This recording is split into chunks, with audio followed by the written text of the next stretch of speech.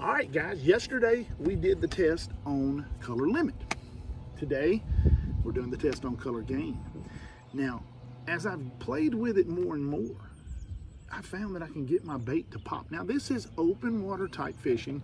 I would say it'd be like cranking a ledge, 12, 13, 14 foot. Have it done the 20 foot or the very shallow, like cypress tree type settings yet, or the very shallow 0 to 6, 7, 8 foot. I haven't done those yet. Be patient. I only have so many days off from work, so I got to film some videos when I can, and I'm doing my best I can.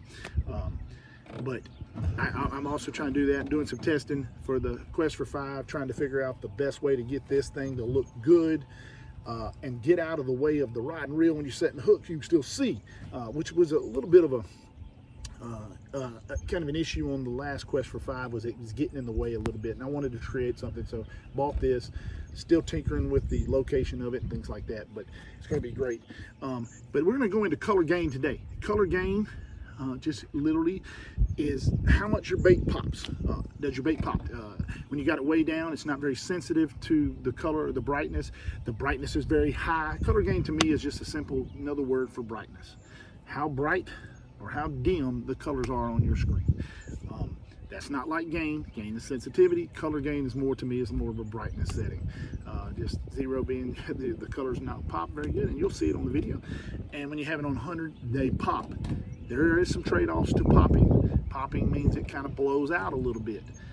But I set it on 68% gain, 100% color gain, 0% color limit. Gotta say I like it. And yes, I can change my mind because I do the research and it's my channel. I'll change my mind tomorrow. Might come out with another one. But I always give you the research. I always give you the videos to go with it. So it ain't just some empty promises.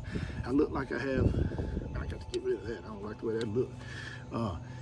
But let's get into these videos. Thanks for watching. Thanks for subscribing. Let's go. I know the intro's long today. It's long yesterday and today, but it needs some explaining. So let's go. All right, guys. These are my favorite tests. I love to do the test and see which color combinations and gain combinations, color gain combinations work. Well, I've kind of decided on 68 gain, 0 color limit.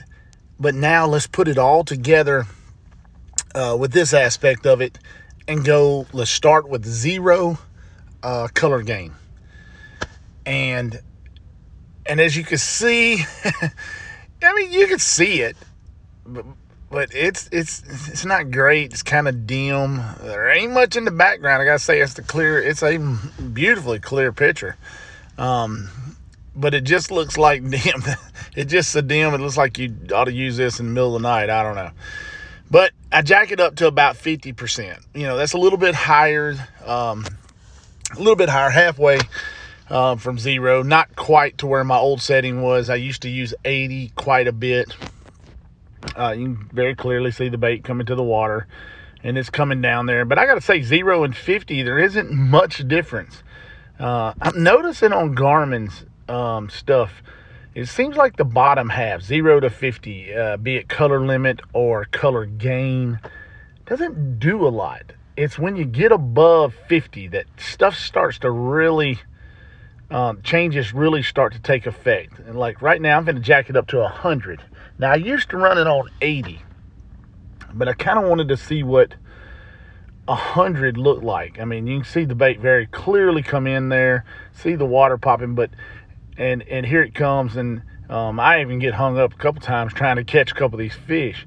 Now, I could say that the bait, I mean, it's popping. You can dang near see the tails on the bait swimming.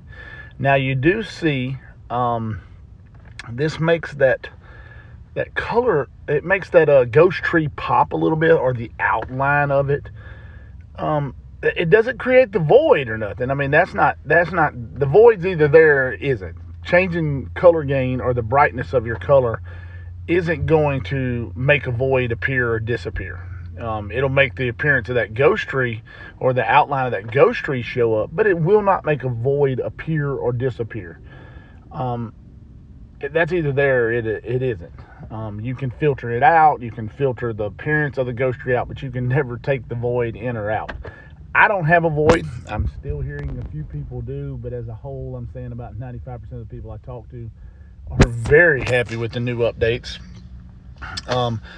And I would say that if people are still having problems with those voids, they may need to contact Garmin, because maybe the crystals are starting to burn out in their units and things like that. But what I'm seeing here is, like I said, you can still see that little small resemblance of a ghost tree. I can see the bait coming in beautiful. I can see, here's what's crazy. I can actually see the reflection of the waves in the top water column up there. That may be something to take into account when you're setting your color gain. If that's a little bit too much or it's bothering you, that may not be. But I'm going to tell you, 100 color gain looks pretty daggum good to me. So guys, what do you think?